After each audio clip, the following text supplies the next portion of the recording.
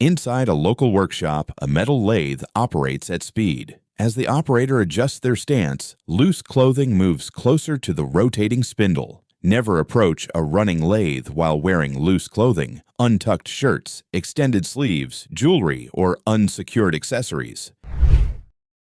In a residential backyard, a worker finishes a manual tree cut. As the tree commits to its fall, the operator stays close, trying to influence its direction. Never attempt to push, steady, or manually guide a tree once it begins to move. The mass and leverage involved far exceed human capability, and remaining near the stump places the operator in the area with the least available time and space to reposition safely. Directional control must be established before cutting begins. Use ropes, tag lines, or mechanical winches to influence movement from a safe distance and with proper anchoring. A clear retreat path must be identified and kept unobstructed prior to starting the cut.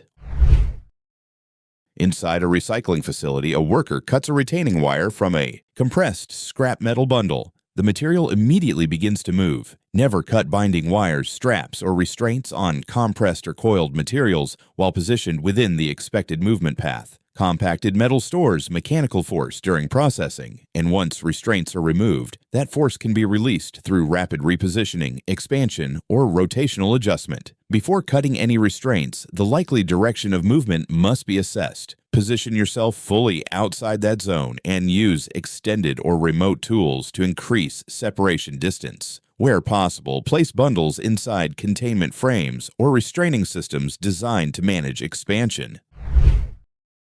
In a dim loading area, a worker walks beside a tall container, assuming the path below is clear. Above him, a heavy item is released near the container's edge. Never release or lower objects from height without positively confirming that the area beneath is clear and controlled. Objects accelerate quickly under gravity, and people below may have no warning or opportunity to reposition once movement begins. Always visually confirm the landing zone immediately before release. Use physical barriers such as cones, tape, or rails to prevent access to drop zones. When visibility is limited, assign a spotter. Audible warning support.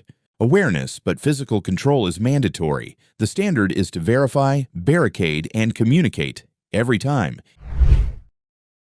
Inside a garage workshop, mechanics access an elevated truck using ladders. The vehicle isn't fully immobilized, and a small shift causes everything to go wrong. Never perform maintenance on a vehicle without physically securing it against movement. Transmissions and parking brakes alone are not sufficient controls. Any loss of holding force can allow gravity to initiate movement. Before work begins, place wheel chocks on both sides of the tires. Confirm transmission position and fully engage the parking brake. Where possible, use jack stands or lifts with mechanical locks. The vehicle must be verifiably stationary before ladders, leaning, or elevated access is introduced. On a rural roadway, a loaded transport truck makes a routine turn on soft ground. As the rear tire sinks into the soil, the truck begins to lean. Operating heavy vehicles on compromised ground introduces hidden stability concerns. When soil yields under load, the balance threshold can be exceeded rapidly, creating an expanded side clearance exposure area. Conduct ground assessments before maneuvering on unpaved or soft surfaces. Avoid turning near shoulders, drainage edges, or uneven terrain. Use spotters where visibility or ground conditions are uncertain. Pedestrians must remain well clear of heavy vehicles during turns, especially where footing cannot be relied upon. At a bakery, a worker steps onto a freight lift to help reposition a loaded tray. The added weight pushes it beyond its designed operating limit. Never ride on a freight elevator, goods lift, or dumbwaiter unless it has been specifically designed, tested, and certified for passenger use. These systems are intended exclusively for material transport and do not incorporate the redundant control, monitoring, and occupant protection features required for human use. A freight-only designation represents a strict operational limit, not a flexible guideline. Equipment of this type is engineered to account only for cargo weight and distribution. Introducing a person adds an unaccounted variable that can exceed the system's verified operating envelope, resulting in movement that is no longer governed by its normal control mechanisms. On a factory floor, a heavy steel plate is left balanced upright near a stamping press. A small vibration is enough to make it move. Vertically unsupported materials present an inherent stability concern. A plate resting on its edge has a high center of gravity and minimal base support, making it prone to transition into uncontrolled movement with only a small disturbance. All heavy plates, dies, and components must be stored flat on stable supports or secured in engineered racking systems immediately after handling. Use A-frames, cradles, edge restraints, or dedicated racks designed to prevent tipping. Stability must be mechanically ensured, never assumed.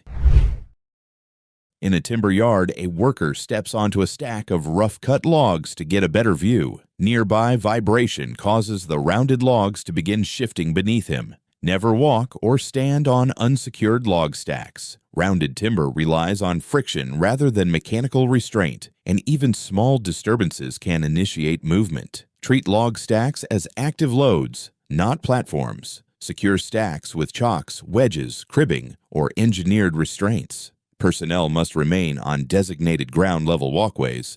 For elevated inspection, use approved access equipment designed for stability, not personal balance on material.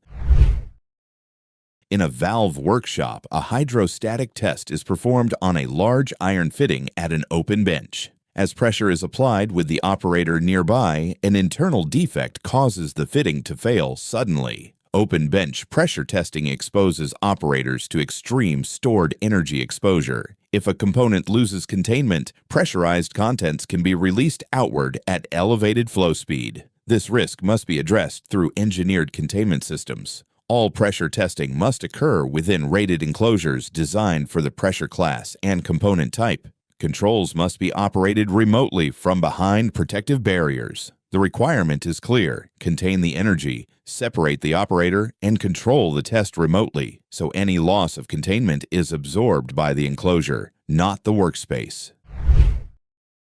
In a fabrication hall, a worker adjusts a fitting on a pressurized system during maintenance. The seal gives way without warning. Never loosen fittings, remove fasteners, or open valves on any system that may still contain pressure. Pressurized air, steam, gas, or fluid represents stored energy that must be fully relieved before work begins. Follow strict zero-energy verification procedures. Isolate the system, apply lockout/tagout, confirm with gauges, and open approved vent points to verify pressure relief. Stand clear of projected release paths and use barriers where appropriate. Verification is mandatory. Confirm zero pressure, confirm zero flow, then proceed, never in reverse.